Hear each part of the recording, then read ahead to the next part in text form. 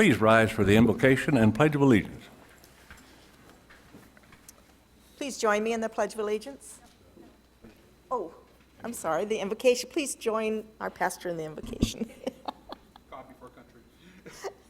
Supervisors, I consider it an honor and privilege to represent the churches of this area, to pray for you and with you. Let us pray. God of Abraham, Isaac, and Jacob, God of Matthew, Mark, and Luke, God of all creation, we stand with thankful hearts before you that you have created such a beautiful land for us in which we can live. We thank you for the governing bodies of this county. We thank you for these supervisors who stand and give of their time, their energy, their talents to serve the rest of us. We pray your blessings upon this meeting. We pray your blessings upon each life represented here at these meetings. May the deliberations, may the decisions be such that you are glorified, that you are honored in every moment. In the name of the one we celebrate this season of the year who died and was resurrected for us. In the name of Jesus Christ our Lord, I pray. Amen. Amen. Amen. If you'll Okay. lead us in a Pledge of Allegiance. Now, please. if you would join me in the Pledge of Allegiance. I pledge allegiance to the flag of the United States of America and to the republic for which it stands, one nation under God, indivisible, with liberty and justice for all.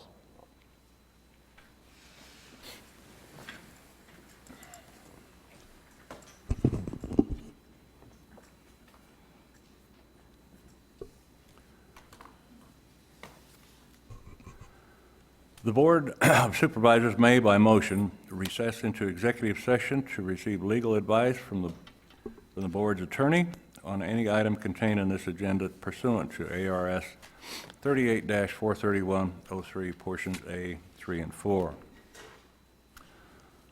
At this time, call for a motion and action to call for an executive session to be held April 17, 2017 at 9 a.m. for discussion, consultation with legal counsel in accordance with Arizona Revised Statutes 38-431.03, portions A, 3, and 4, to discuss items noticed on the agenda with an asterisk. So moved.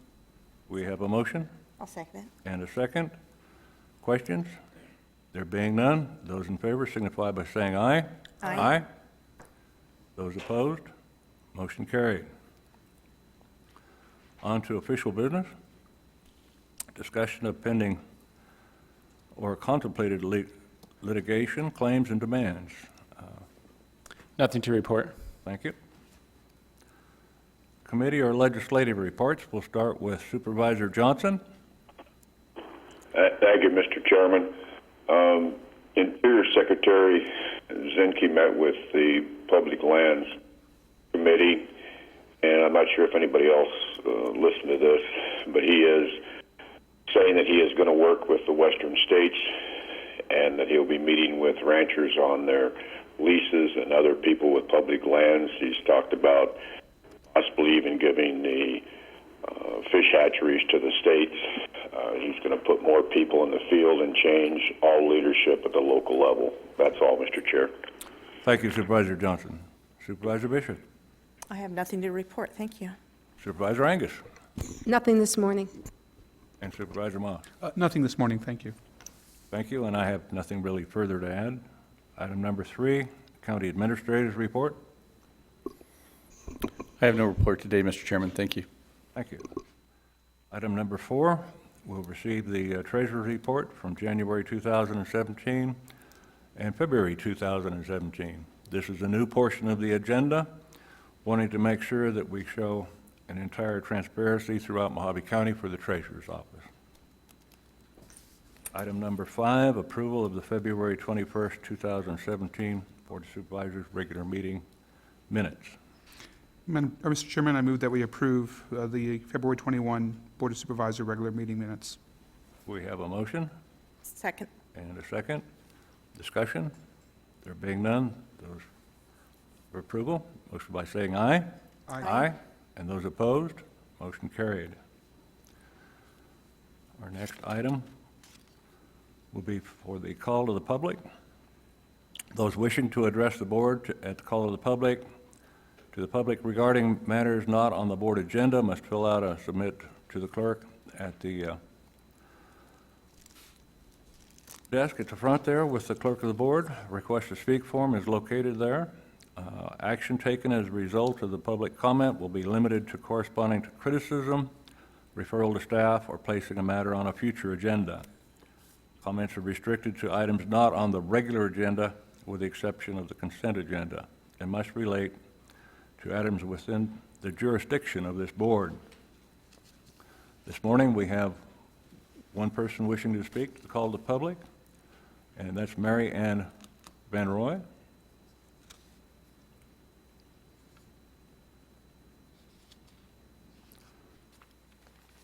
Good morning. Thank you, Chairman Watson and board members and staff. If you'll please state your name and address for the record. My name is Mary Van Roy, and I live at 4034 Blue Canyon Road, Lake Havasu City, Arizona. Thank you. And I'm here to share that the grant we got from State Parks is completed. My husband and I went to State Parks on Friday and turned in the last of our paperwork. The grant was for like $28,000, and we used $22,000 of it. So we didn't, we still had some cushion in there if we needed it. And we're very happy in our community, and we wanted to thank the board and the staff, and we want to thank the 388 people that signed our petition years ago, it seems like now. And it's been a wonderful, happy experience. And because of that, I'm hoping to talk to county supervisors about more trails and recreational opportunities using grants and other public-private working together. So that's the reason I'm here now. And I know you did the Dolan Springs Trail with a grant from the county, and I think we can do a lot more. We came up here with our horses to the Monolith Gardens Trail, and we really enjoyed it. So from Havasu, we'll come here. We'll go to the Wallapai Mountains. We've been to Chloride and Dolan Springs and of course, all over the state. And I think there's an awful lot of opportunities for us because we have some terrific trail areas. And I wanted to share, too, that we have, on my Facebook pages, I have a Sarah Park Trails Association. That's a special activities recreation area. And they have pictures in there of the people enjoying our trails and recreation, and the bicycle trails are fantastic. And then State Parks has their Arizona Premier Trails, and they're looking for 100 best trails to post on their website or their Facebook page.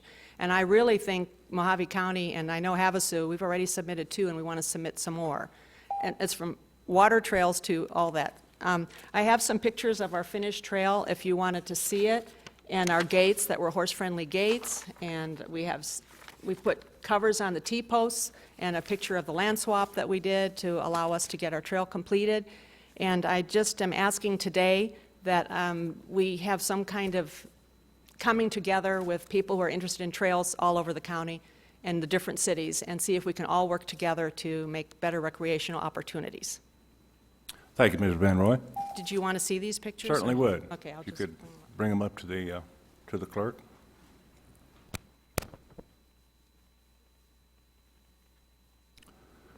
And thank you. Mojave County has a great number of great trails, and I spent a couple hours in the saddle yesterday, so I can really appreciate that.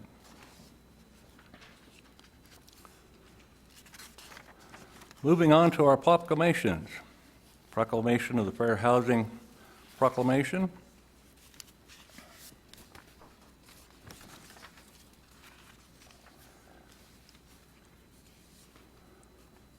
Whereas the Civil Rights Act of 1968, commonly known as the Federal Fair Housing Act, and the Fair Housing Amendments Act of 1988 prohibit discrimination in the sale, rental, and leasing of and financing of housing or land to be used for the construction of housing or in the provision of brokerage services on the basis of race, color, religion, sex, handicap, family status, or national origin.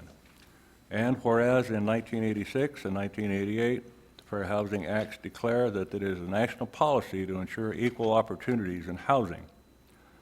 Whereas the principle of Fair Housing Act is not only embodied in national laws and policies, but also the fundamental concept and entitlement for all Americans.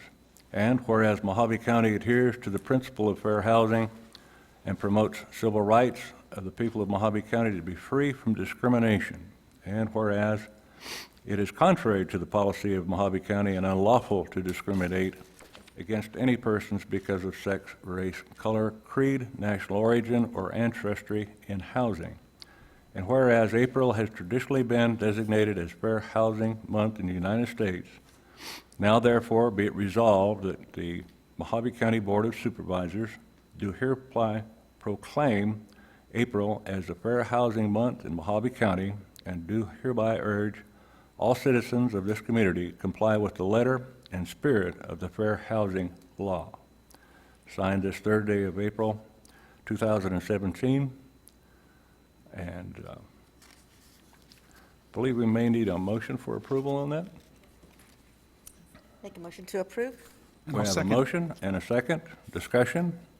There being none, those in favor signify by saying aye. Aye. Those opposed? Motion carried unanimously. The next item on our agenda is a presentation from Cindy Delancey, Executive Director of the National Resource Users and Law Policy Center.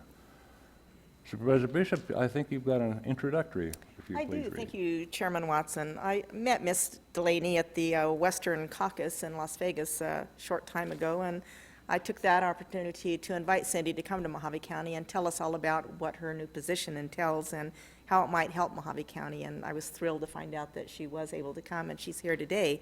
So in introducing Ms. Delaney, she was recently appointed as the first executive director of the Natural Resources User Law and Policy Center at the University of Arizona. The center is a partnership between the university's College of Agriculture and Life Science Cooperative Extension and the James E. Rogers College of Law. And it's the first university-based and cooperative extension-based natural resources users legal center in the nation. So please join me in welcoming Cindy Delaney to Mojave County. Cindy, thank you. Thank you. Thank you, Mr. Chairman, members of the board. For the record, my name is Cindy Delancey. I am the Executive Director of the Natural Resource Users Law and Policy Center. My address is the University of Arizona, Maricopa Agricultural Center, 37860 West Smith Inc. Road, Maricopa, Arizona, 85138. Mr. Chairman, with your permission, I would just would love to get going here, and I know you have a very busy agenda today, but I have to share a little personal moment with you in that it feels like old home week for me to be in a Board of Supervisors meeting. In my former role before joining the University of Arizona, I was an elected prosecutor, so I spent many an hour sitting in the seat representing my clients in Wyoming that were Board of County Commissioners. So to have the opportunity to come and interact with you as a Board of Supervisors and to come to Mojave County, I'm very, very appreciative of this opportunity, and thank you again for your interest, and hopefully you'll like what I have to say about the program that's being built at the university. So with that, Mr. Chairman, with your permission, I'll jump right into it. Please do. Okay, we have some slides. Oh, there we go, okay. And if I can figure out how to work the clicker here, maybe that would be the next. Oh, there we go, we'll just do that, so. Okay, so what is the Natural Resource Users Law and Policy Center besides a pretty long mouthful of words? As Supervisor Bishop said, this is a collaborative partnership between the University College of Agriculture and Life Sciences Cooperative Extension and the James E. Rogers College of Law. The goal here is to meet the currently unmet science, legal, and policy needs of the Arizona natural resource users community, as well as being a resource for policymakers. What I'm hoping to do in this program is to pair science, technology, engineering, and math, the expertise that exists in the College of Agriculture and Life Sciences and Cooperative Extension, with the law program for improved legal education, research, service, and unbiased information for policymakers. And as Supervisor Bishop mentioned, this is the first unique partnership of its kind in the country, so very excited to be a part of this. And the purpose of this joint venture between the College of Agriculture and Life Sciences, Cooperative Extension, and the College of Law is threefold. Number one, to serve the natural resource users community with legal and policy assistance. Number two, to train the next generation of natural resource professionals, lawyers and non-lawyers.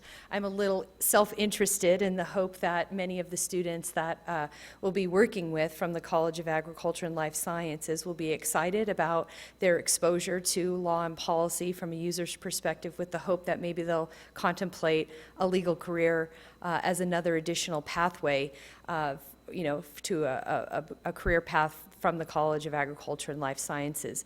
We need lawyers to represent all sides of an issue, and to develop that pipeline of people who come from a natural resource background and have an interest in the topic, I think would be very helpful as we continue to train our next generation of lawyers, because it's going to be these folks that leave law school one day and are going to be sitting in seats like you all are sitting in today, or perhaps agency employees, judicial clerks, judges, legislators, congressional members, and to have that understanding and exposure as a law student or a College of Agriculture and Life Sciences student to some of the complexities facing our natural resource users community, I think we'll all be well served in the West by having people who have an understanding of some of the unique topics that we face daily. And then number three, to be a resource for current policymakers and lawmakers, to be able to provide training and outreach and information on the complex topics that you all face every day. We have a whole alphabet soup of acronyms, particularly in our federal public lands management, that I'd like the students to be able to come and perhaps give a deep dive on training on particular statutory framework, or to be, again, that source of information for policymakers. Because in my mind, and I think we're all served as the public, the more information our policymakers have, the better decisions that are made. So before I go any further, I was remiss in not highlighting two of my colleagues that are with me today from Cooperative Extension. Andrew Brischke is the extension agent here in Mojave County. He's in the audience, as well as Jeff Shalau.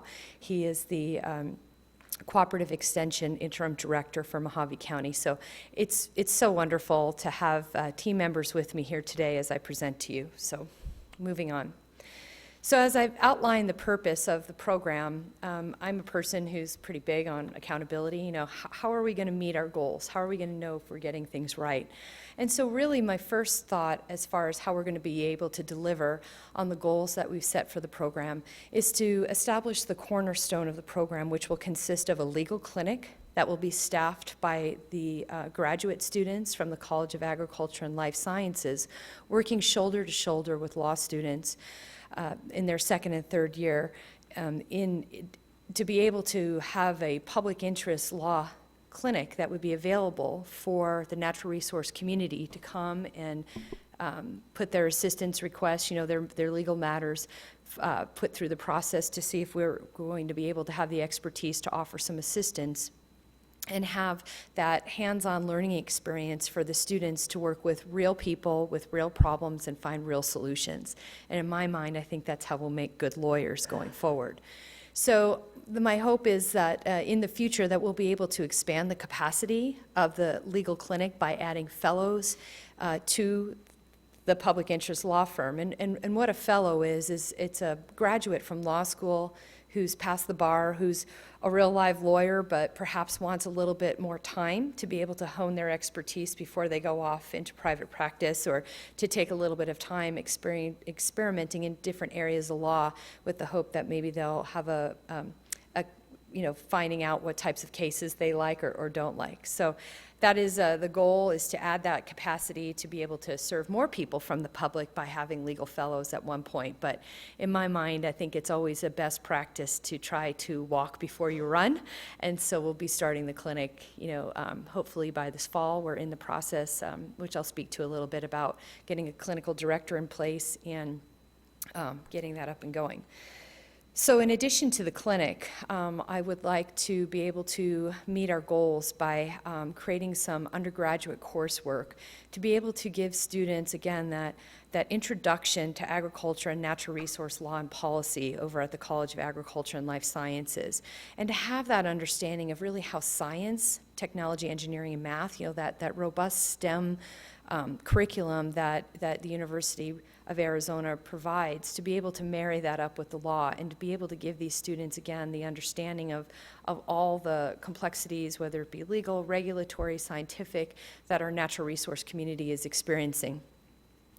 And in addition to that, to be able to create some programming over at the law school that will be able to highlight and give additional understanding for the existing law students that are currently enrolled over at the law school, as far as having hands-on experience of what natural resource users do and the enormous contribution that the natural resource community makes to our economy, specifically in rural communities such as Kingman. Natural resources, the industries that use our natural resources really are the lifeblood of many of our rural communities in the West.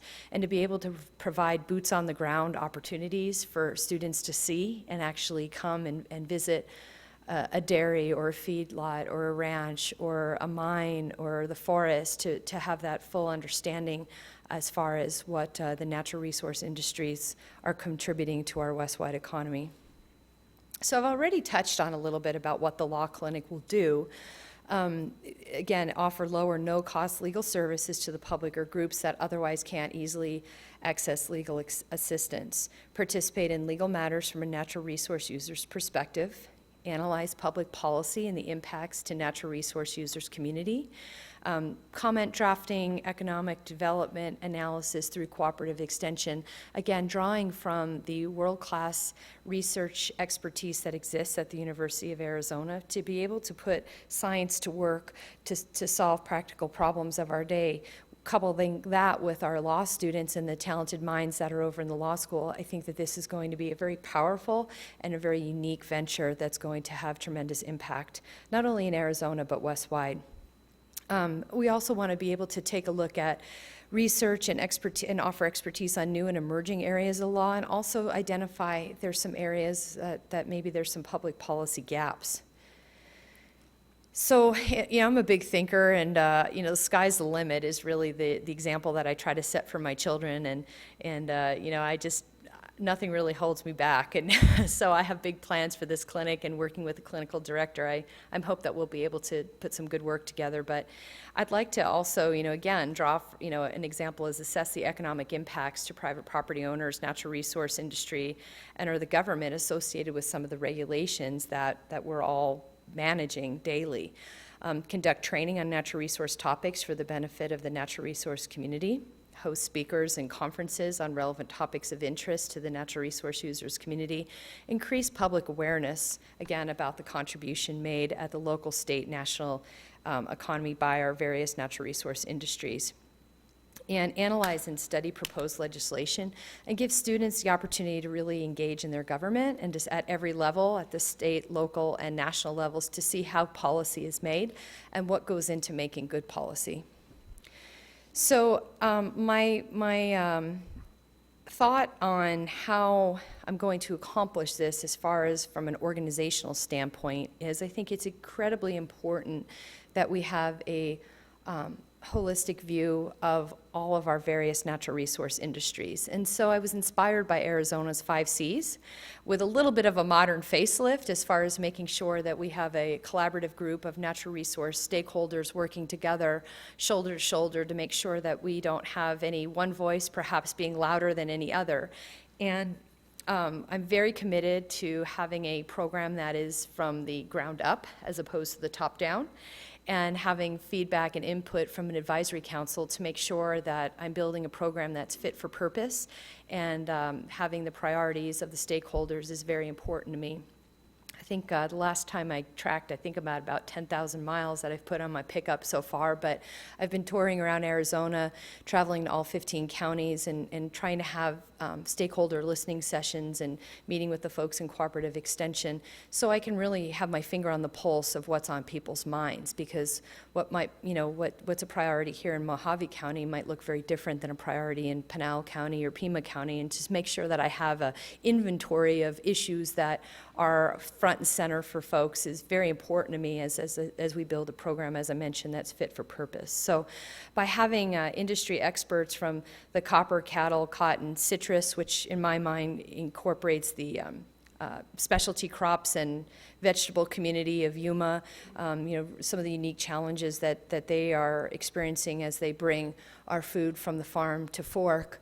And then again, the representatives from the climate box, in my mind, that's our water economy, the agribusiness water council folks, Chris Udall's group, all the irrigation districts, all the people that are working within that water economy in Arizona, coupled with our timber industry and foresters. I sort of see the climate box being equated to water and air, taking up that space. But I'm going to have resource industry experts to sit, again, as co-equal thought partners to give me and the clinical director direction as far as how we allocate the cases that we work on and the resources that we have available to make sure that we're meeting the needs of the entire natural resource community as opposed to just one specific sect.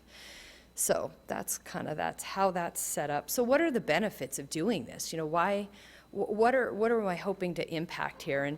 And most importantly, I think that there's tremendous need amongst the natural resource community. I love that you have the opportunity for your constituents to come and have a conversation with you. And I'm sure you hear all the time people in the natural resource community that are struggling with various different legal topics and can oftentimes almost be a little bit overwhelmed by some of the complexity and also the expense of having to engage legal assistance.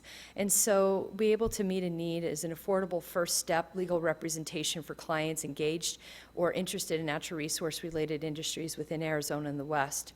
And as I mentioned, to provide that hands-on, kind of getting behind the wheel of the car and learning to drive as opposed to trying to learn to drive from a book. There's tremendous value as we train our next generation of legal professionals to have that ability to work, again, with real clients in real situations under the supervision of experienced attorneys. And then preparing for the future, exposing the current and next generation of legal, legislative, community, and civil servant leaders to natural resource use and users' legal and policy issues, burdens, and needs. I don't foresee our unique challenges in the West going away anytime soon, and to be able to have highly skilled lawyers who are going to have the expertise to work on issues related to air quality, water quality, public lands. I mean, it takes a long, long time to be able to develop the skill set required to advocate on behalf of clients. So the University of Arizona identified this need and stepped up and built a program that hopefully will deliver to be able to provide that opportunity. So as I mentioned, the organizational structure, the advisory council will basically be our industry experts, our sounding board, my gut check, if you will, to make sure that we're doing things right. I've assembled a group of top-notch folks to serve on an initial task force to work as we get things rolling here. I've been on the job for about 6 months now. I'm very pleased of what we've been able to accomplish in such a short time. And so myself, I'm the executive director. My direct reporting line is to Dr. Jeff Silvertooth, who is the head of cooperative extension in the College of Agriculture and Life Sciences. And then I also report to the dean of the James E. Rogers College of Law. So this truly exemplifies that commitment, that partnership of these two colleges to come together to get behind such a high priority program for both of them. And so in addition to the executive director, there'll be a clinical professor or clinical director that will be working closely with me. This person will be located in Tucson, working with the students, going over the briefs, going to court, And also, my hope one day is that we'll be able to bring the clinic on the road and to be able to hold office hours utilizing the 15 different cooperative extension offices scattered throughout Arizona to be able to, again, have that face-to-face connectivity with potential clients that hopefully that we'll be meeting their needs in the attorney-client relationship in the future. And so how is all of this being funded? The initial funding structure for this program is a commitment from the University of Arizona in equal parts to fund my role as the executive director. Everything else is a public-private partnership.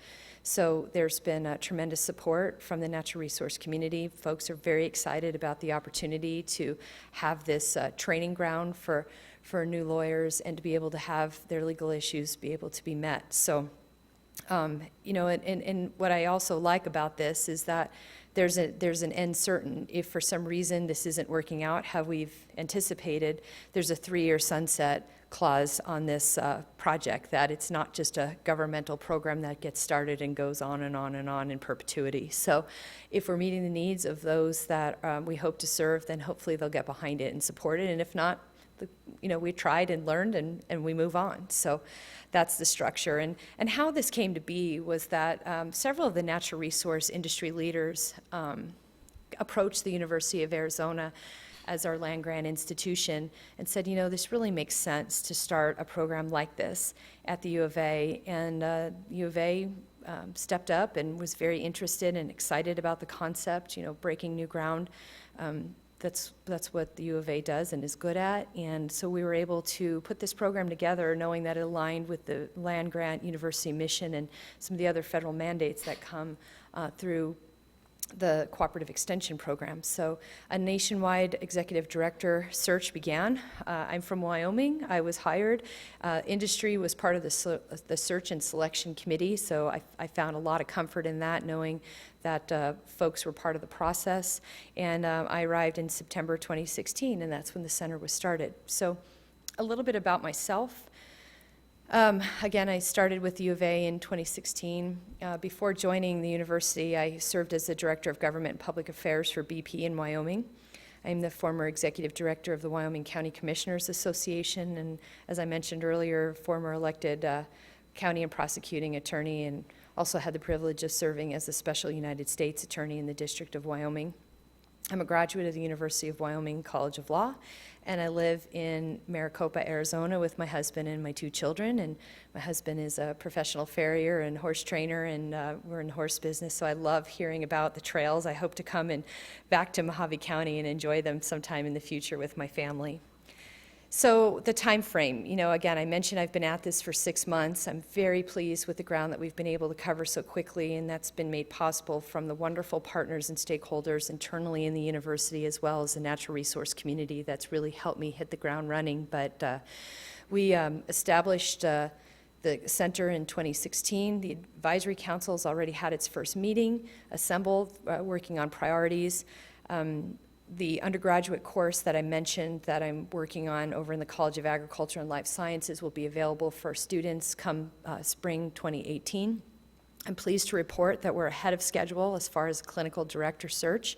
Funding has been identified to get that clinical director position in place, so hopefully that the clinic will be open for business come this fall, as opposed to just starting a director search at that time. And so, you know, I've got some limited bandwidth as a team of 1, but if there's, you know, a project or, you know, something that the advisory council and task force thinks that maybe we should be taking a look at, I welcome any thoughts or ideas that you might have. So with that, I will wrap up and entertain any questions, Mr. Chairman, that you or the board might have. And again, I want to thank you very much for being so generous with your time and your interest in what I'm doing. So thank you. Thank you, Ms. Delancey. Do we have any questions from the board? Comment. Just more of a comment. Thank you very much for doing this. And as long as the resource management is directed to the use of our natural resources in a responsible stewardship sort of way, it sounds brilliant to me. And I got that idea from what you were saying, so thank you. Thank you, Mr. Supervisor. Yes, very much. Thank you, Ms. Delancey. Thank you very much for your presentation. Thank you. It's nice to see the University of Arizona being impacting Mojave County, and nice to see some of our money coming back. Well, I'm happy to come and meet with you anytime in the future, and as I mentioned, my colleagues in Cooperative Extension are here at your disposal daily, so thank you again. Look forward to working with you in the future. Certainly, Thank thank you. you. Next item on our agenda, I believe Aaron Collins is here today.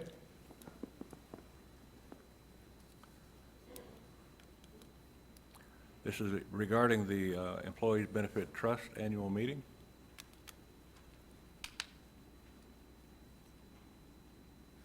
Morning, Mr. Chairman and members of the board. My name is Aaron Collins. I'm the consultant to the Mojave County Employee Benefit Trust, and my presentation today is going to be basically to update you on the renewal meeting, which we completed earlier in March.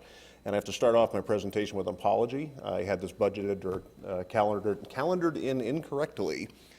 So I was actually, in my calendar, it was for next week. The good news on that is I will save you from having another PowerPoint presentation, and I'll do my comments verbally. I'll be happy to answer any questions basically as you want. For the record, Mojave County Employee Benefit Trust was set up over 20 years ago. It's a self-funded employee benefit trust that's sole purpose is to provide the medical, dental, vision, life insurance benefits for county employees and their covered dependents. In effect, what happens is you're operating a small insurance company under specific sections of Arizona law. The trust over the years has run very well. It's been funded very conservatively. Unlike a lot of public employee benefit items throughout the nation, this one is actually quite solvent. In fact, over the last few years, the trust has been sufficiently successful that the Board of Supervisors, working collaboratively with the Board of Trustees, has actually taken $1.5 million or allocated $1.5 million from the surplus of the trust to promote economic development in Mojave County. This year, the trust continues to have positive claims experience, and I'm going to put an asterisk on that because the funding is set actuarially. So we project based on what's happening in the industry, the overall trend rates of inflation for healthcare, but also with the county's experience weighing very heavily. And the county's claims experience for the last 15 years has been remarkably predictable in its volatility. So we usually get 2 really good years, and then we get one that is just an absolute train wreck where we get hit with, whatever it is, car wrecks or cancers or a lot of surgeries, that kind of thing. And we're completing our second year in the bottom end of that cycle. So we've actually really had excellent experience over the last couple of years. What that did is position the trust this year for some fairly minimal changes, but very positive changes in the overall benefit design and in health promotion. And then we also did something kind of unique on the rating side of the equation. If I could, I'll start on the benefits. Made very minimal changes. First off, we eliminated a benefit that dates back to my tenure as the personnel director for Mojave County back in the late 1980s, which was a $300 accident benefit. And it went back to the days when you could actually go to the emergency room and $300 would cover it. Those days are obviously long gone, and the benefit really is an appendage. So we eliminated that benefit this year, but then we added a benefit which is really directed at the reality of living in rural Arizona. We're adding for the first time a telemedicine benefit called TeleDoc, and it's a 24/7, 365 benefit that allows employees who have basic stuff. The kid's got a cold, or it's pink eye, or you're out of state and you can't get access to care. And you can do it telephonically, you can do it over your phone, you can do it sitting in front of a computer. And for employees who are on the EPO plan, it'll be a $25 copay. And for employees who are on the high deductible health plan, it'll be the full cost, which is actually $40. We're asked frequently why that difference, and it's a federal tax law issue. When you're on a high deductible health plan, you have to pay 100% of the cost until you hit your deductible. We're really, as boring as that sounds, we're really excited because really what this will do is for employees who have those minimal things, where it's going to be an amoxicillin type thing, instead of going to an urgent care where they wind up sitting in a place where it's basically a stew of people coughing more things out, or going to the ER where the visits are $1,800 to $3,000. For $40 or $25, they can go and get a prescription and get a doctor to tell them, we can fix that, or no, you do have to go to that higher level of care. So we actually expect it to be a cost savings for the trust. Second benefit change was that we standardized the life insurance benefit for county employees. It was 1 times annual salary to a maximum of $50,000. and we just set it across the board at an even $50,000 for everybody.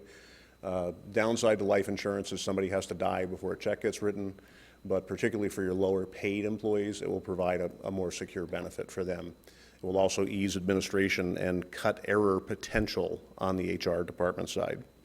And then the final change on the benefit end of the world is that the county outsourced wellness program management services actually to my company, and that is done in consultation with the 3 cities who are, you might remember, Kingman, Bullhead, and Havasu have formed a multi-employer trust called the Northern Arizona Employee Benefit Trust. So what we're going to do for the first time is very formally track between the 3 cities and the counties on the preventative activities such as mobile on-site mammography, skin cancer screening, prostate on-site program, organ and cardiac screening. And then in the second and third years, the county will branch off and basically capitalize on what it's been doing over the last couple of years to continue to promote the health and well-being of the employees and dependents on the plan. And we're looking forward in there to adding chronic disease management programs as well as educational programs, all of these with the idea that healthy employees cost you less money over time. The county had an in-house program over the last couple of years. Your employees, frankly, did yeoman's work. They've been successful enough that it's basically outgrown the part-time in-house concept. We are excited because I think the citizens of the county will benefit greatly by the 4 organizations, the 3 cities, and the county leveraging their populations, their employee populations in those cities and sharing resources on those health promotion activities. On the financial end, recognizing the fact that we have this volatility pattern, but also that the trust has a very adequate reserve in terms of what's available. What we did this year is we were going to use a dual rate structure. In essence, we're doing a rate pass. So the county employees will not see their premiums go up at all. The county will not have to pitch in anything additional to the trust. The actuary had recommended anywhere from a -2 to a +5% increase on the rates. We're going to just hold them. But then for purposes of COBRA, when people leave, we're actually going to bill at that higher rate, which is allowed under law. So in essence, we're going to do a rate pass this year so that we don't continue to build surplus, which basically ties up taxpayer money and employee money without need. There's simply not a need for it. We estimate that the margin in there between those 2 rates is about $500,000. So if in fact we do have those claims, we'll draw down the surplus in a controlled and measured fashion down towards our target. And if it doesn't come, then we'll just leave the money in place as it is. So it's a really nice balance in terms of making sure we're not tying up resources that the board or employees or taxpayers ultimately could benefit from when there's really not a need to be building any additional surplus. So all in all, Mr. Chair, members of the board, it's been a pretty constructive, another positive year for the trust. It's run very well. And admittedly somewhat biased, but it gets your employees access to some of the best health care at the most cost-efficient ways that you can by being self-funded. So, Mr. Chair, with your permission, I'll answer any questions the board may have. Thank you, Mr. Collins. Excellent presentation. Questions, suggestions, comments? Thank you. I want to thank Erin Collins and Associates again for running our trust really well. This is my 5th year as the chairman. It's one of my favorite things. I've learned so much. I'm very proud about the way that we handle our employees' benefits, and we're always looking at different ways to benefit them. This telemedicine one, where I am particularly excited about, it just sounds awesome. And just for our employees to know that it's not just the person in the household who is covered. Am I correct on that? It is anybody in your household can use this service. So, you know, if you have something, we all know our bodies. If we know what we need, you don't have to drive, make an appointment. Sometimes it's impossible to get doctor appointments. You just pick up a phone, and I think that's going to work really well. And we'll be able to track that and see how that works out. So, again, thank you, and keep up the good work. Thank you, Supervisor. Mr. Collins, thanks a million. Doing a great job. Mr. Chairman, thank you very much. Have a great day. And again, apologies for the error in my calendaring. So I'm going to have to go give Yo a big thank you for getting me down here quickly. Thank you so much. Thank you.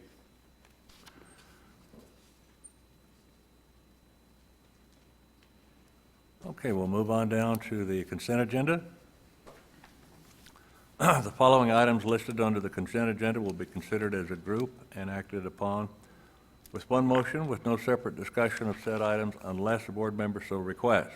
In that event, the item will be removed from the consent agenda for separate discussion and action. Supervisor Johnson, do you have any items to be pulled this morning? Nothing, Mr. Chairman. Thank you, Supervisor Johnson. Supervisor Bishop, I have nothing. Supervisor Angus, Nothing this morning. Supervisor Ma. I have three items, Mr. Chairman, 21, 22, and 25. And I have no comment on any of those items. I'm just attempting to avoid potential conflicts. Okay. Chair would entertain a motion for the consent agenda with the exception of 21, 22, and 25. So moved. We have a motion Second? and a second. Any further discussion? There being none, those in favor signify by saying aye. Aye. Aye. And those opposed? Motion is carried. Item number 21, Supervisor Moss. I have no comment on any of those three items, Mr. Chairman. Can we do it? Can we Okay. do them all at once? To approve, I make a motion to approve items number 21, 22, 25 as written.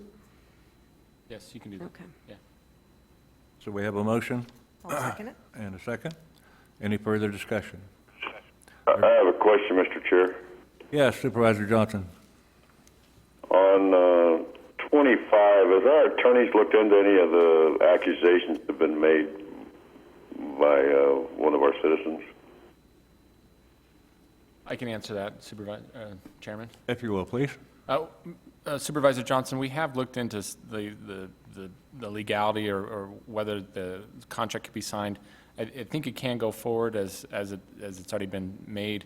The contract's already been approved once before. This is kind of a formality at this point. And frankly, I don't know why we brought it in a second time because we've already done it once, but I think it's better to be safe than sorry, so that's why we're putting it on the second time.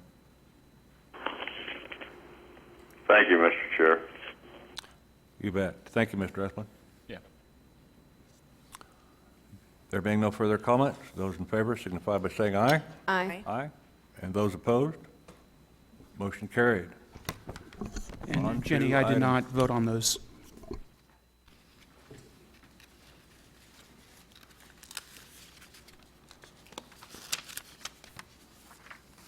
On to item number 43.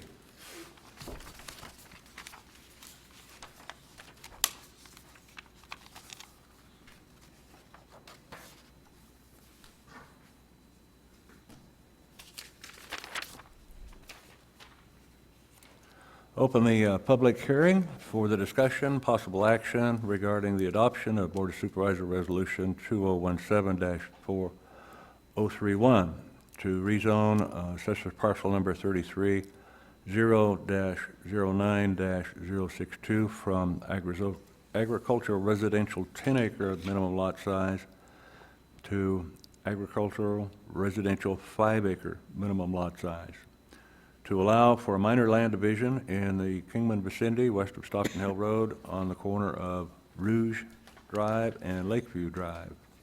Commission recommended approval of the by unanimous vote with a condition requiring underground electrical utilities and a recommendation the applicant consider paved roads. Anyone wishing to speak to item number 43? Anybody wishing to speak to item number 43? There being none, we'll close the public hearing for item number 43. Chair will entertain a motion. Chairman Watson, I will make that motion to approve item 43, Board of Supervisors Resolution 2017-031 for the rezone as recommended by the Planning and Zoning Commission. I'll second it. We have a motion and a second. Any further discussion? There being none, those in favor signify by saying aye. Aye. Aye. And those opposed? Motion carried unanimously. Item number 44, open the public hearing for the discussion, possible action regarding the adoption of Board of Supervisors Resolution Number 2017-32 to establish .30 miles of Corona Road from Huntington Road to Downey Road, located in the Fort Mojave area, as a county highway for the purpose of hard surfacing and to accept the proposed highway as a paved road into the Mojave County Road Maintenance Program. Further direct the county engineer to file a report with the Board of Supervisors and a map of the proposed highway. Mr. Letowski.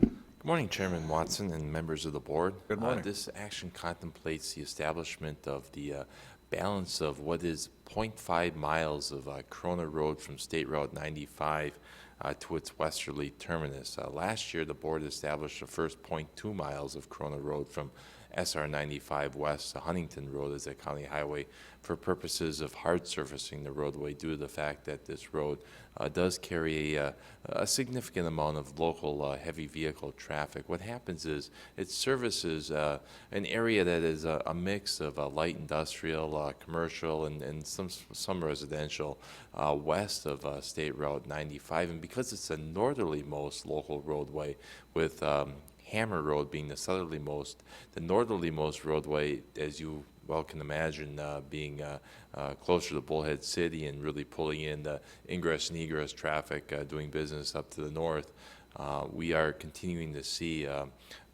use of the westernmost section is 0.3 miles by heavy vehicle traffic, and as such, staff made that observation and brought this forward to the board. At the time we contemplated the 0.2 miles, it was only represented to staff at the time and desired to do the 0.2 miles. So staff does recommend this to extend and make complete all of Corona Road. Thank you, Mr. Letowski. Do we have any questions? I have a question, Mr. Chairman. Certainly, Supervisor Johnson. Thank you. Do we have a traffic count? I've never seen on this. Yes, Chairman Watson, Supervisor Johnson, we have found that the roadway serves approximately 385 vehicles per day just west of Highway 95, and we estimate about 200 to 300 vehicles per day in this section being contemplated. And bear in mind, please, that this does carry a measurable amount of heavy vehicle traffic, which in its own right is really what causes undue impact to gravel or unsurfaced roadways. Thank you, Mr. Chair. Does that answer your question, Supervisor Johnson? Thank you, Mr. Chairman. You're welcome. Thank you, Mr. Letowski. Any further questions? Mr. Chairman, I move that we approve item 44 of the agenda. 44. We have a motion and a second for item number 44. Any further discussion? There being none, those in favor signify by saying aye. Aye. Aye. And those opposed? Motion carried unanimously. Item number 45, open the public hearing for discussion and possible action for the adoption of Board of Supervisors Resolution number 2017-033 regarding the acceptance of Kirkland Road from Catavonia Road to West Vandergrift Drive for approximately 3,900 feet with a general northerly direction in the Golden Valley area of Mojave County, Arizona, into the Mojave County Regular Road Maintenance Program. Mr. Letowski, would you like to give us a little briefing on that? Yes, Chairman Watson, members of the board, this item is brought forward under the regular agenda due to the fact that there is a contemplation to accept per petition acceptance into the regular road maintenance program.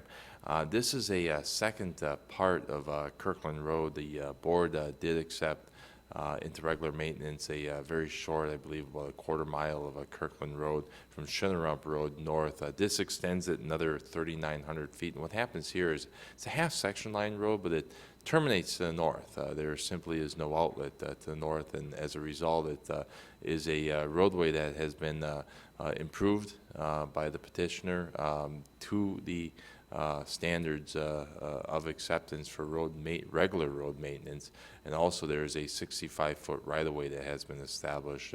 Part of the motivation here was there was a BLM assignment of right-of-way that was recently involved and secured.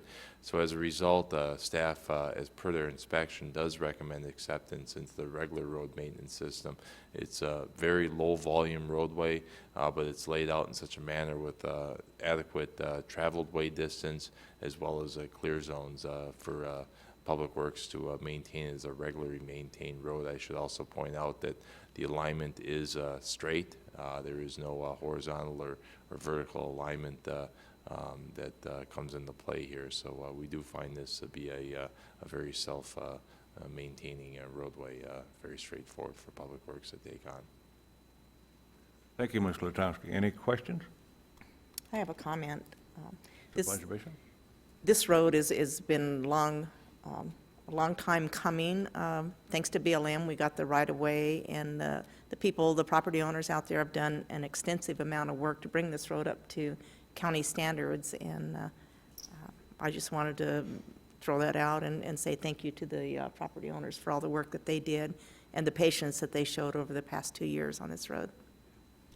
I believe it might be a classic example of how the work gets done. How the work gets done, and they did an excellent job, and with that being said, I will make a motion to approve. Well, we need to close the public hearing first. Hang on just a That's a second. good idea.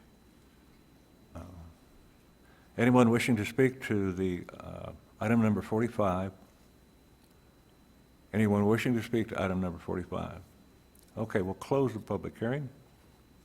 Okay, and I'd now like to make that motion to approve. Certainly. We have a motion? And a second. Any further questions? There being none, those in favor signify by saying aye. Aye. Aye. And those opposed? Motion carried unanimously. On to our regular agenda.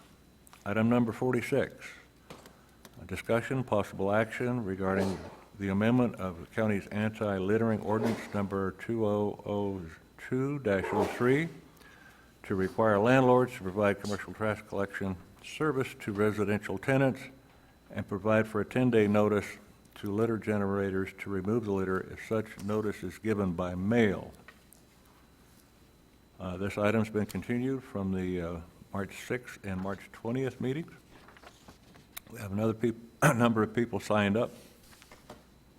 And so we will start with Wayne Hollins. Mr. Hollins?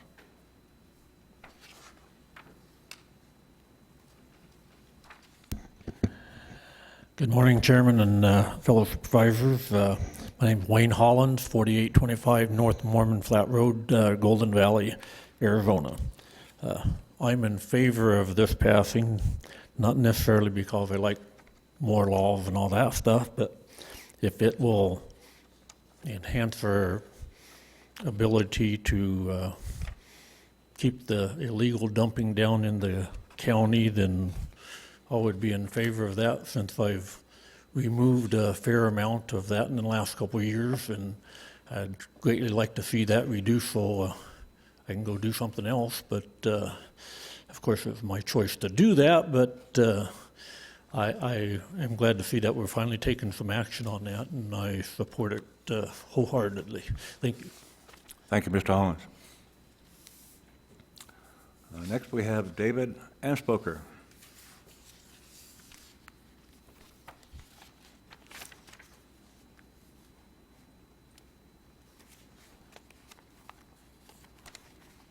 Good morning. If you'll please state your name and address for the record. Good morning. My name is David Amspoker. I live at 4060 North Van Nuys Road in Kingman, Arizona, 86409. I'd like to thank the Board of Supervisors for allowing me to speak this morning and address the distinguished board. As a landlord, I have 7 properties inside the county, but not inside the city limits.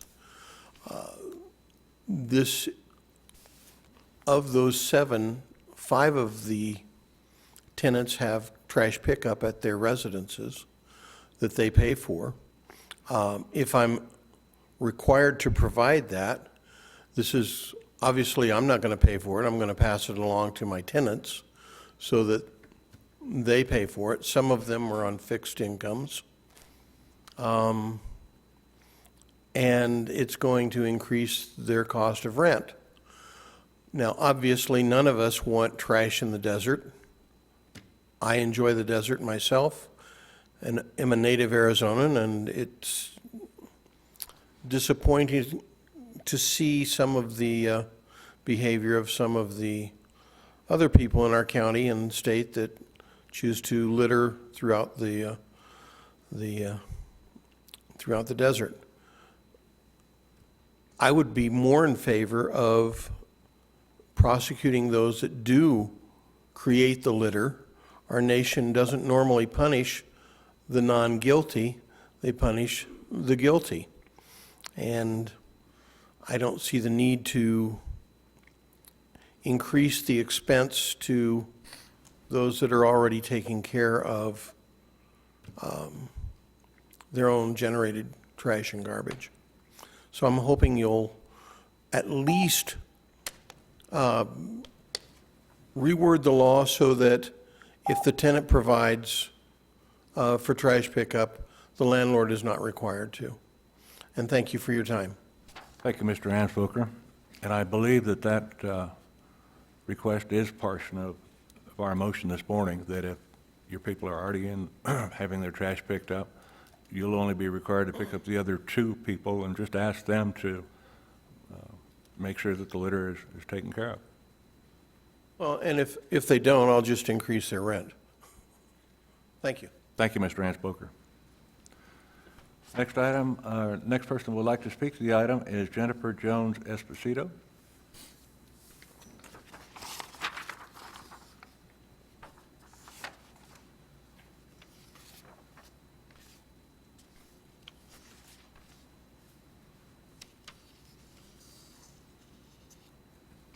Please state your name and address for the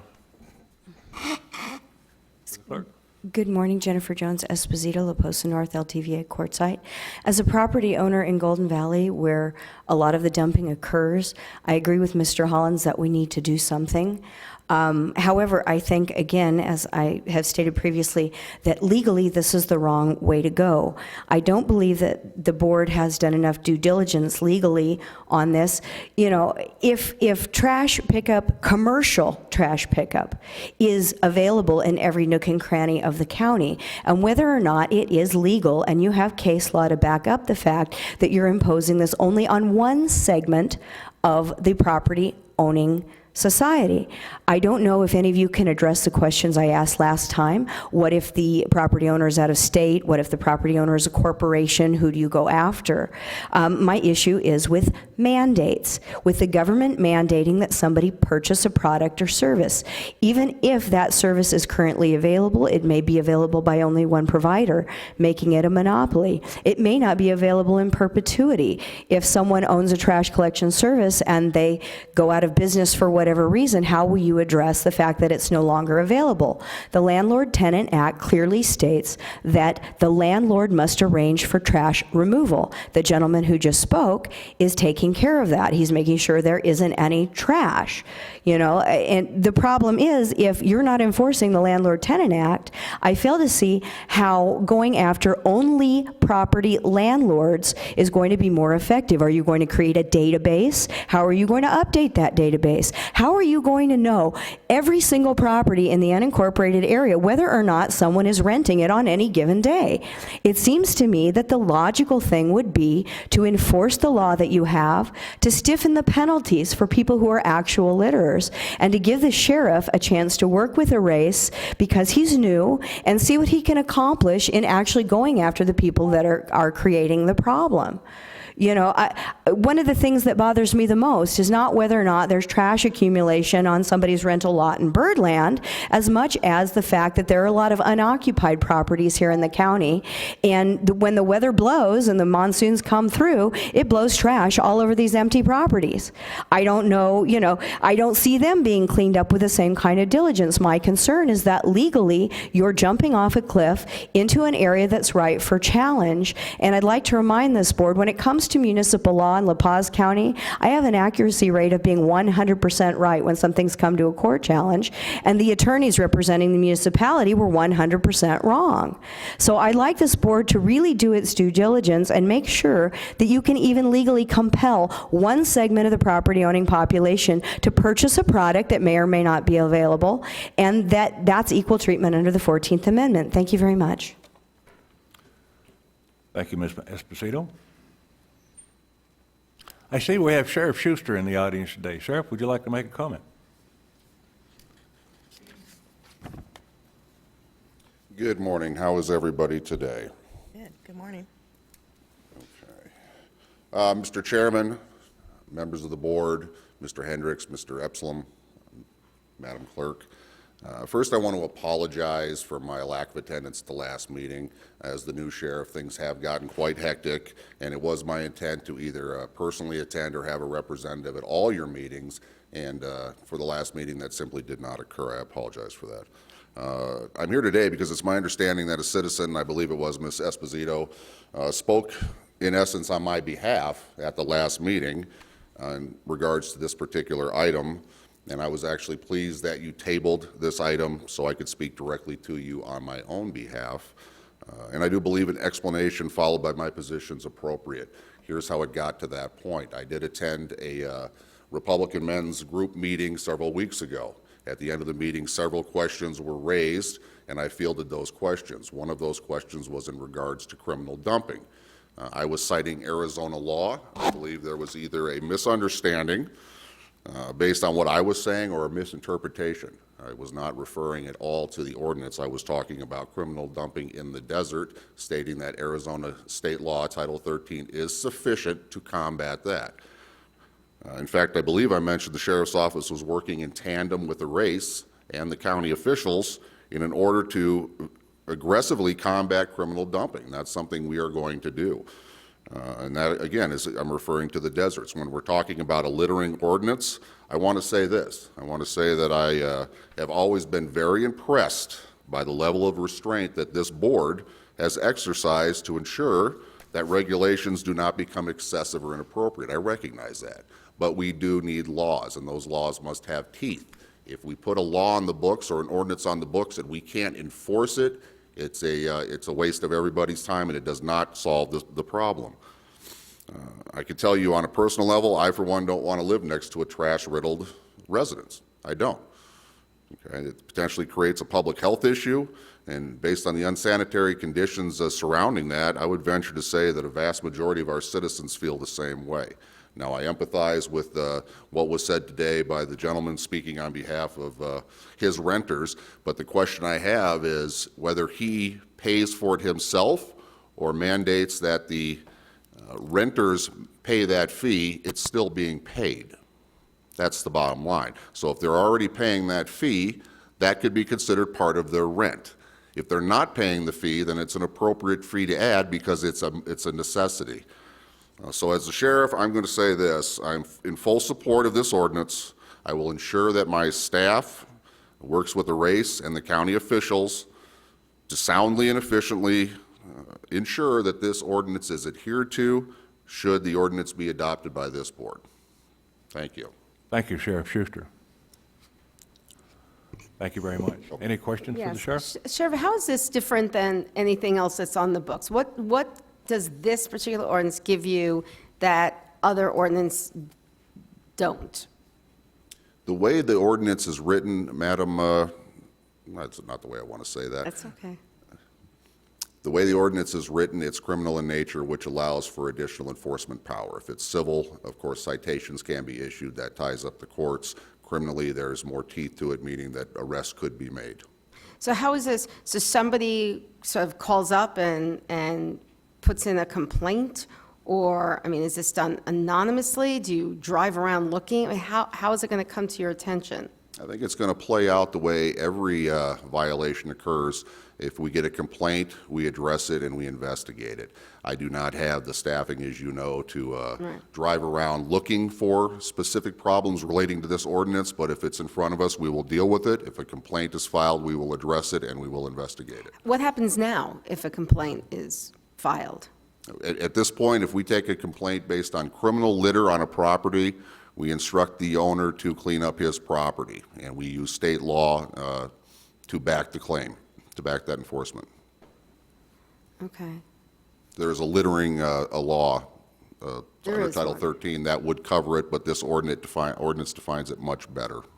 Okay, and you're in favor of it? I am in Is there favor. any way we could maybe get a follow-up report to see if there is success, if it's, I just, again, I have issues putting things on the books, more laws.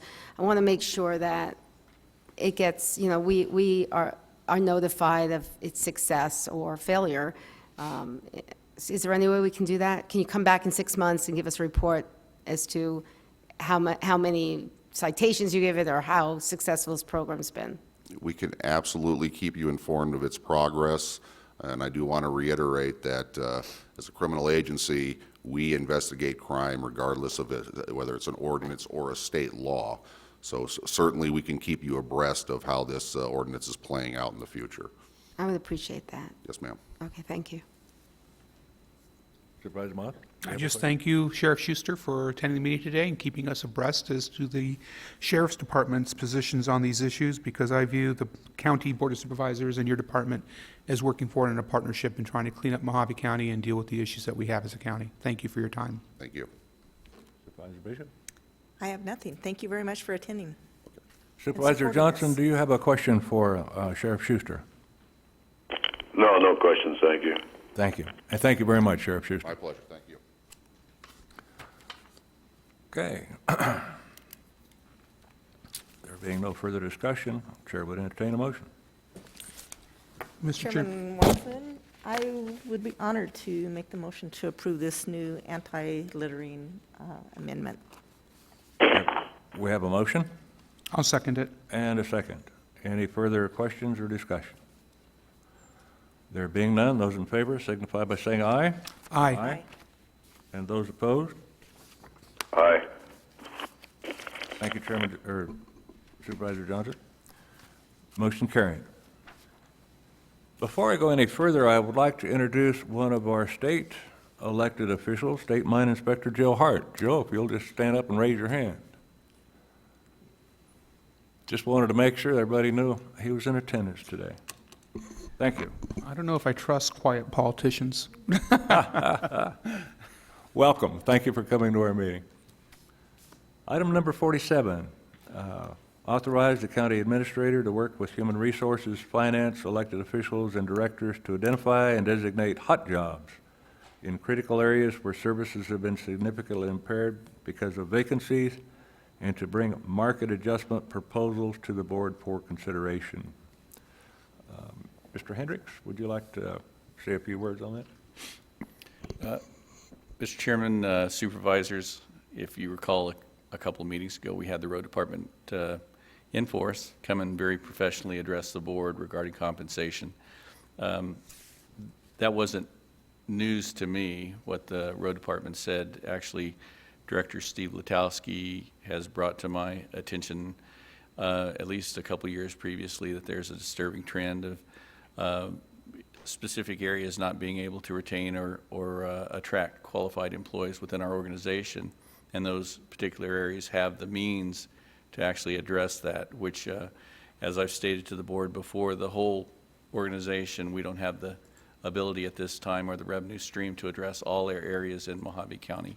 But basically, I took what has been brought to me by my directors and also by certain elected officials to heart, and therefore, to that end, I'm asking the board to allow me to work with finance and human resources and the directors and those elected officials to identify areas in their organization where services may have been impaired due to their inability to attract and retain qualified employees, and where there's resources available either through vacancy savings or through alternate funding sources, and then package plans to address those issues and bring them back in front of the board so that you all can make a decision on how to move forward. Thank you, Mr. Chairman. Thank you, Mr. Hendricks. Mr. Chairman, if I can. If I understand Mr. Hendricks correctly, you're just asking permission to speak and put together a proposed plan. Is That's that it? absolutely correct, All right. Supervisor Moss. I have no, without us, and then come back later and we'll either accept or reject or modify your proposed plan. Yes, sir, and if I could All right. expand on that just a little bit, I expect not to bring back one entire plan to address all the issues. I expect throughout the year or the years, the next several years, to identify areas and bring back specific plans for classes or groups of individuals within our organization, and where there's funding available, where we wouldn't be coming and asking the board for additional funding. Mr. Thank you. Chairman. I thought we had already given you that ability to do that, and we've done it. We've seen agenda items that come back, and, you know, as long as the money's there, we said, you know, these funded positions that we never seem to fill. So what you're saying is you just want to do this in a bigger scale, as long as it's budget neutral, as long as, you know, you have a plan to be able to sustain it.